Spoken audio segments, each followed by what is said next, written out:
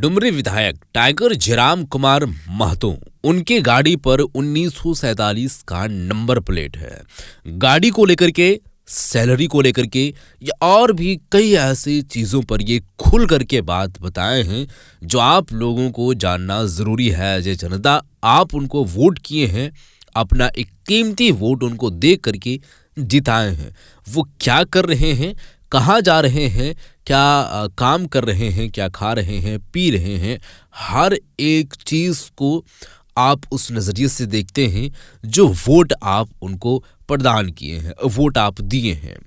आप अपना वोट उस जो है वो एतबार से दिए हैं कि हमारा भी काम हो। जनता तो सोच करके जो काम किए हैं वो समाज में, सामाजिक स्तर पर या उनका जहाँ पर एरिया पड़ता है, जहाँ से वो जीत हासिल किए हैं, वहाँ का माहौल, वहाँ का आबो हवा या और भी जो चीज़ें हैं, हर एक चीज़ जो है वो सेटलमेंट हो सके, हर एक चीज़ पर इम्प्रूवमेंट हो सके। जो वो बात बोले हैं तो वो उनका फर्ज बनता है, जो वो वोट लोगों को या उनको प्रदान किए हैं। तो वीडियो में सबसे पहले आप लोगों को दिखाने के प्रयास करेंगे। देखिए, ऐसा लग रहा है कि सदन के बाहर का ये वीडियो एज ए इंटरव्यू लिया गया है। तो वीडियो आप सबसे पहले देखें कि आखिर में क्या कुछ सवालात किए गए हैं, उन सवालात पर क्या कुछ जवाब देते हुए नजर आए हैं। वीडियो पहले आप देखें। तो नंबर प्लेट है, आप देख सकते हैं, यूनिक नंबर प्लेट है 1947। सही बात। हम झारखंडी होने के साथ साथ एक भारतीय भी हैं। 32 तो हमारे दिलो दिमाग में है ही, लेकिन 47 को इसलिए हमने रखा, झारखंड के इतिहास में पहला एमएलए होगा जो अपना पे स्लिप, सैलरी काम उन तमाम हमारे ट्रोलर का धन्यवाद देंगे जिन्होंने इस गाड़ी को लेकर ट्रोल का। बच्चों का भी प्रश्न पत्र लीक होने लगा है, तो अब हमको लगता है कि कहीं 5वीं का भी अगर बोर्ड लिया जाने लगे तो हमें लगता है 5वीं का भी पेपर बेच देंगे। झारखंड की जब बात होगी तो 1932 की बात होगी, जो देश जो हमारी आज़ादी, तो ये आज़ादी का तो जितनी बहालियां आ रही है, यूपी, बिहार, बंगाल, कलकत्ता के लोग आके कब्जा कर रहे हैं। ये मतलब SBI नंबर दिस डेट होता है, उसको हटा देंगे ना तो कुछ भी हो सकता है। इंटरनेट का जमाना है, कोई छेड़छाड़ करके अगर निकाल लिया पैसा तो दिखते हैं। सही बात है। डुमरी विधायक जयराम महतो का गाड़ी इन दिनों काफ़ी जो फेमस है वो हो चुका है। जयराम महतो जिस तरह से फेमस है, उनका गाड़ी भी फेमस हो गया है। वजह जान सकते हैं आप, जो नंबर प्लेट है आप देख सकते हैं, यूनिक नंबर प्लेट है 1947।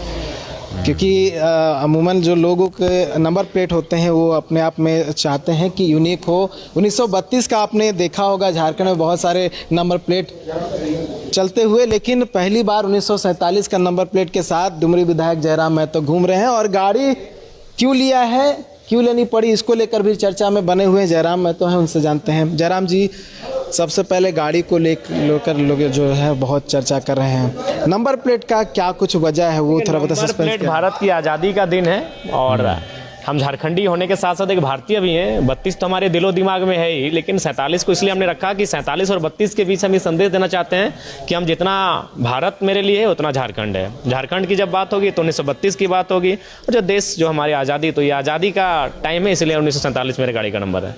सरकार की ओर से कोई गाड़ी आवंटित नहीं हुआ? नहीं, सरकार की ओर से कोई गाड़ी आवंटित नहीं की गई है। सरकार की ओर से जो सैलरी है वो 2,13,000 मिला है, और पहला एमएलए है जो अपनी सैलरी को हम सार्वजनिक करना चाहते हैं। किसी ने मीडिया में नहीं कहा, हम मीडिया में कह रहे हैं मेरी सैलरी 2,13,000 रुपये मेरे अकाउंट में आई है। लेकिन चूंकि अभी हम उसको 75% होता है 1,69,000 कुछ, मतलब 1,60,000, उसको हम खर्च कैसे करेंगे थोड़ा उसको जान रहे हैं। चूंकि हम डायरेक्ट खर्च करें, कैसे करें उस चीज़ को जान रहे हैं कि ट्रस्ट के माध्यम से ट्रस्ट बना के उसमें डालें फिर खर्च करें, तो उन चीज़ों पर चर्चा चल रही है। लेकिन वो भी जब भी खर्च होगी सार्वजनिक खर्च होगी और पब्लिक के नहीं बल्कि प्रेस के सामने हम खर्च करेंगे, पब्लिकली उनको तो अनाउंसमेंट ये है। कुछ दिन में हम अपना पे स्लिप भी फेसबुक में अपडेट कर देंगे। झारखंड के इतिहास में पहला एमएलए होगा जो अपना पे स्लिप, सैलरी का हम फेसबुक में ही अपने पेज में अपडेट कर देंगे। क्योंकि कुछ चीज़ों को भी मिटाना होगा ना, जैसे क्या नंबर होता है, अकाउंट नंबर, ये मतलब SBI नंबर दिस डेट होता है, उसको हटा देंगे ना तो कुछ भी हो सकता है। इंटरनेट का जमाना है, कोई छेड़छाड़ करके अगर निकाल लिया पैसा तो दिखते हैं। ऊपर से फेमस है झारखंड। तो गाड़ी लोन से लिया है? हाँ, गाड़ी लोन से लिए हैं, और एक तरह से उन तमाम हमारे ट्रोलर का धन्यवाद देंगे जिन्होंने इस गाड़ी को लेकर ट्रोल किया। उससे क्या हुआ कि एक पॉजिटिव ये हुआ कि अब बहुत सारे लोग तैयार हो गए हमारे जो किस्त होती है उसको भरने के लिए। पहला किस्त हमारे जो जिला अध्यक्ष है उन्होंने भरने का, बल्कि उन्होंने भर भी दिया है। और बहुत सारे लोग लगातार जो रिटायर्ड टीचर हैं, रिटायर्ड वकील हैं, वो बहुत सारे लोग बोले कि बाबू चिंता मत कीजिए, आपका किस्त का टाइम रहेगा, हमको बोलेगा, हमको किस्त भर देंगे। तो हमको लगता है हमारा लोन का भी लोन आपको भरना नहीं भरना पड़ेगा। लोन हमने ले लिया, लेकिन लोन जयराम महतो को भरना नहीं पड़ेगा, क्योंकि जयराम महतो लोगों के दिलों में बसता है और कुछ लोगों के दिमाग में। जैसे आपने जब पहली बार कदम रखा था इस लोकतंत्र के मंदिर में, तो कहा था कि जब भी आएंगे खाली पांव ही आएंगे, और वही हम तस्वीर फिर से देख रहे हैं, खाली पाँव, जो कि आपने कहा था। अब आते हैं बजट सत्र को लेकर, 24 तारीख से शुरुआत हो रही है, क्या कुछ आप लोग की ओर से मांग रहेगा, क्या कुछ चाहते हैं? ओर से हम तो कुछ विशेष नहीं है। बजट सरकार को चाहिए कि जब भी बजट, चूंकि अब तो आज हम मैसेज दे रहे हैं, लेकिन हमें लगता है कि मैसेज को हमको 15 दिन पहले देना चाहिए था। जब भी बजट आए, सरकार हमेशा टीम बनाती है, कभी एसआईटी बनाती है तो कभी कोई टीम बनाती है, कभी पुलिस की टीम बनाती है, कभी प्रशासन की टीम बनाती है। तो सरकार को चाहिए कि 15 दिन पहले एक टीम बनाए और उस टीम को फिर बता दे कि जिला में वो टीम बनाए, और उस जिला टीम को बताए कि वो प्रखंड में टीम बनाए। वो टीम 15 दिन ही काम करे और वो गाँव तक जाए।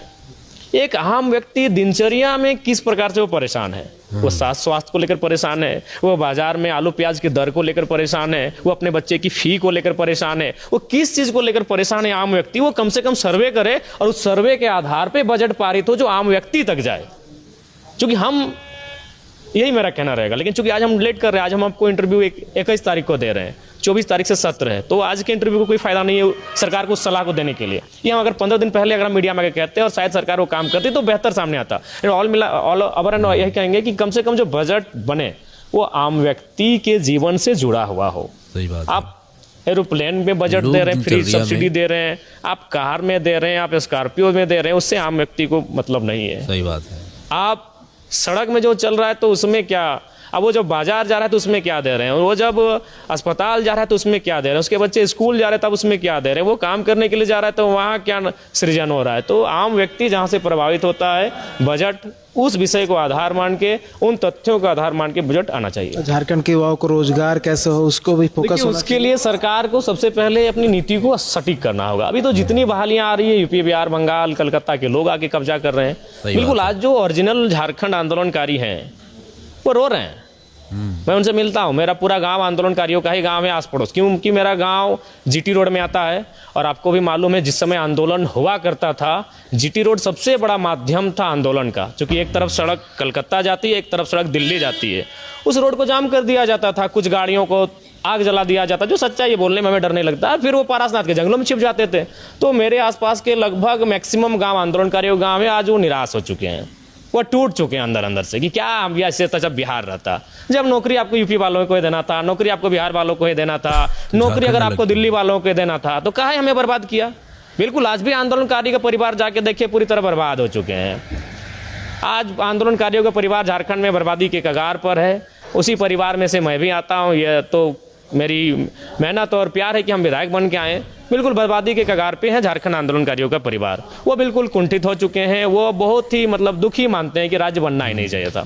इससे अच्छा जो था भाई, कम से कम हम बिहार में लात जूता खाते तो चलता कि हम बिहार में, झारखंड बनने के बाद भी अगर हम लात जूता खाएंगे तो क्यों बना झारखंड। अब सारी नौकरियों को बेच रहे हैं, कोई आपके पास रोकने का तरीका ही नहीं है। अरे अरुणाचल प्रदेश की घटना याद है, हमारे एक दोस्त ने फॉर्म भरा था, उसको फॉर्म भरने के बाद उसको जमा करने के लिए अरुणाचल प्रदेश बुलाया गया था कि अगर आप इस नौकरी को फॉर्म भर रहे हैं आप ऑनलाइन भरिए, लेकिन आपकी एक कॉपी आपको अरुणाचल प्रदेश, ना वो जा पाया ना उस नौकरी को कर पाएगा। तो आपके पास कोई आइडिया ही नहीं है, अब दे रहे हैं, बांट रहे हैं, बांटिए। योजना नीति है ही नहीं। कोई मतलब नहीं है इस राज्य के बनने का, आज कोई मतलब नहीं होगा। 10% लोगों के लिए होगा, जो विधायक बने, जो सांसद बने उनके लिए होगा, जो कुछ जगहों पे ठीक ठाक आ गए, कुछ लोग बीडीओ, सीओ, 2-4 लोग डीएसपी तक बन गए उनके लिए, लेकिन 90% जो जनता है उनको कोई मतलब नहीं हो इस राज्य के बनने का। आज भी वो धक्के खा रहे हैं। आप इस राज्य की ये दशा है कि आप आउटसोर्सिंग एजेंसियों में चले जाइए, उसकी एक लिस्ट निकालिए, आउटसोर्सिंग कंपनियों की 1000 लिस्ट आएंगी, 1000 में हमको लगता है कि 999 कंपनियां आउट ऑफ स्टेट की हैं। आज भी हम धक्के खा रहे। राज्य जिन कारणों से बना था वो कारण आज भी राज्य में विद्यमान है। राज्य मुख्यतः बना था, तो ये सब मांग भी आप रखेंगे विधानसभा? बिल्कुल, निसंदेह 1 महीना का सदन, आप याद रखिएगा, जयराम महतो प्रत्येक दिन चर्चा का विषय रहेगा। अच्छा, कल आपने सुना होगा कि जैक का जो प्रश्न पत्र था लीक हो गया, रद्द करना पड़ा। पहली बार हुआ है 10th में, क्योंकि अमूमन जेएसएससी को सुनने को मिलता था, लेकिन ये दुर्भाग्य है। अब बताइए, अब बच्चों का भी प्रश्न पत्र लीक होने लगा है, तो अब हमको लगता है कि कहीं 5वीं का भी अगर बोर्ड लिया जाने लगे तो हमें लगता है 5वीं का भी पेपर बेच देंगे। सुने 350 में बेचे हैं, 50 रुपये में बेच देंगे। ये नौबत आ गई है। मतलब पैसा कमाने के लोभ में, लालसा में माफिया लोग इतने गिर चुके हैं। अरे कभी कभी जो गलत भी काम करते हैं ना, उनका एक ईमानदारी होता है। जो लोग सिंडिकेट चलाते हैं, जो लोग 2 नंबर का काम करते हैं, वो भी ईमानदार होते हैं। लेकिन ये लोग इतना गिर चुके हैं कि देखिए अब 300-350 रुपये बच्चों के पेपर बेच रहे हैं, हद कर रहे हैं। तो ऐसे लोगों पे कड़ी कार्रवाई की आवश्यकता है। और हमें लगता है कि राज्य सरकार वहाँ पर थोड़ा सा फेल हो रही है। वहाँ पे वो काफ़ी उदासीन पॉलिटिक्स को दर्शा रही है। वहाँ थोड़ा सा एग्रेसिव नेचर चाहिए, माफियाओं को नकेल कसने की आवश्यकता है। तभी जाकर हमें लगता है ये माफिया शिक्षा से हट के दूर जाएंगे। जेपीएससी चेयरमैन की नियुक्ति नहीं हुई। आज 21 तारीख है, 21 अगस्त को ही वो रिटायर हो गई थी, जो पूर्व चेयरमैन थी डॉक्टर मेरी नीलिमा करकेट्टा। अब चेयरमैन नहीं है, 6 महीना से पद खाली है। जो अभ्यर्थी हैं वो इंतज़ार कर रहे हैं। एग्ज़ाम जो है वो पेंडिंग है, जो एग्ज़ाम हो चुके हैं उसके रिजल्ट पेंडिंग है। देखिए, ये दुर्भाग्य का विषय है। जेपीएससी राज्य की सर्वोच्च संस्था है, जहाँ से नियोजन, तो मेरे हिसाब से चेयरमैन का चयन यथाशीघ्र होना चाहिए और जो छात्र धरने पर बैठे हैं, सड़कों पे आंदोलन कर रहे हैं, उनकी समस्याओं को सरकार को सामने आकर सुननी चाहिए और उनका निराकरण करना चाहिए। अच्छा, आखिरी सवाल, मैया सम्मान की राशि जो देखिए, है, इस पर तो हमने पहले ही कहा था, हमारी आलोचना भी हुई थी, लेकिन हमने कभी आलोचनाओं का परवाह नहीं किया। हमने चुनाव हार जीत के लिए कभी, आज भी हमने कभी चुनाव को हार जीत से नहीं देखा है। बहुत सारे लोग कहते हैं, तो हमने कहता है कि जो कहते हैं हम भाई 29 में वोट मत कीजिएगा, लेकिन जो सत्य हम उसको रखते हैं। और हमने शुरू में ही कहा था कि मैया सम्मान योजना चुनाव जीतने के लिए मास्टर स्ट्रोक हो सकती है, जो हुई भी, लेकिन उसे बरकरार रखना सरकार के बूते की बात नहीं है। उसको, वो एक चुनौती है और उस चुनौती को पाटने के लिए आपने कटौती भी किया। आपने वृद्धा पेंशन नहीं दिया है, आपने दिव्यांग पेंशन नहीं दिया है, आपने विधवा पेंशन नहीं दिया है, आपने रसोइया को पेमेंट नहीं दिया है, आपने सेविका, सहायिका, जल सहिया को पेमेंट नहीं दिया। उसके बावजूद आप इस योजना को संपादित नहीं कर पा रहे हैं, ये सफल नहीं हो पा रही है। तो इसलिए थोड़ा सा जब भी ऐसी योजनाएं आनी चाहिए, केवल वोट उद्देश्य नहीं होना चाहिए, उनको फ्यूचर देखना चाहिए कि क्या ये योजना सटीक है कि नहीं राज्य के लिए। बहुत बहुत धन्यवाद। सही बात है। वीडियो आप लोग देख चुके हैं दोस्तों। सदन के बाहर फिर खाली पैर में और मीडिया के सामने इंटरव्यू देते हुए नजर आए हैं। कई ऐसे मुद्दे हैं गाड़ी को लेकर के। गाड़ी में जो नंबर प्लेट है 1947, देश की आज़ादी पर वो जो है वो रखा गया है। अगरचे हम इस राज्य के अंदर में हैं, 1932 काफ़ी सारे लोगों के दिलों पर हैं, लेकिन 1947 भी एक तरीके से देखा जाए तो उस पॉइंट ऑफ व्यू से देखना ज़रूरी बन जाता है। ज़रूरी तो हर एक चीज़ है, अपने अपने अकॉर्डिंग, अपने अपने जगह पर काफ़ी महत्वपूर्ण जो है वो भूमिका निभाती है और निभाना लोगों को पड़ेगा। ये बात बोले हैं। मैया सम्मान योजना को लेकर के भी बात बोले हैं। उसके बाद जो अभी जेक एग्ज़ाम जो 2 पेपर लीक किया गया है, शायद हिंदी और विज्ञान, तो साइंस, इन पर भी ये बात करते हुए नजर आए हैं कि देखिए, इस तरीके की मानसिकता वाले लोग काफ़ी गिर चुके हैं। आप समझ सकते हैं, क्वेश्चन पेपर मात्र 250 से 300 रुपए में बेचा गया है। तो आप समझ सकते हैं कि बच्चों की भविष्य जो है वो किस ओर जा रही है, किस दिशा में वो प्रवेश कर रही है। तो आप इस चीज़ के बारे में ज़रूर बताएं। और चुनौती या यूँ कहें तो सरकार को कुछ जो है वो बात बोलते हुए नजर आए हैं, कुछ एज ए मैसेज देते हुए नजर आए हैं। सदन यानी कि विधानसभा सत्र जो है वो शुरू होने वाला है 24 तारीख से। 21 तारीख को वो जो है वहाँ पर गए हुए थे, सदन के बाहर बोले हैं। और सत्र शुरू होने से पहले पहले कुछ बातें थी जो उन्होंने रख दिए, लेकिन उनका कहना था कि हम पहले रखते, मेरे लिए ये अच्छा होता, ताकि सरकार तक ये बात पहुंचती और वो निर्णय इस पर ले पाती। हम अभी बोल रहे हैं तो हो सकता है कि ना पहुंचे, और अगर पहुंचे तो वो इस तरीके से निर्णय नहीं ले पाएगा, क्योंकि टाइम तो नहीं बचेगा। बाकी और भी कई मुद्दों पर बात बोलते हुए नजर आए हैं, जैसे कि आप सुन चुके हैं। और आप जो है वो नजरें गड़ाए रखें इस चैनल पर। सब्सक्राइब आप नहीं किए हैं तो सब्सक्राइब कर लें। इस चैनल पर हर विधानसभा सत्र के दिन दिन का खबरें आप लोगों तक पहुंचती रहेगी।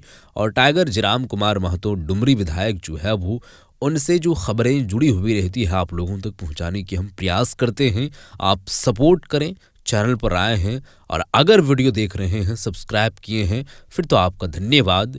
लेकिन अगर आप नहीं किए हैं तो सब्सक्राइब ज़रूर कर लीजिएगा। इस वीडियो को शेयर कर दें। मिलते हैं एक और नई वीडियो के साथ, तब तक के लिए खुदा हाफिज़।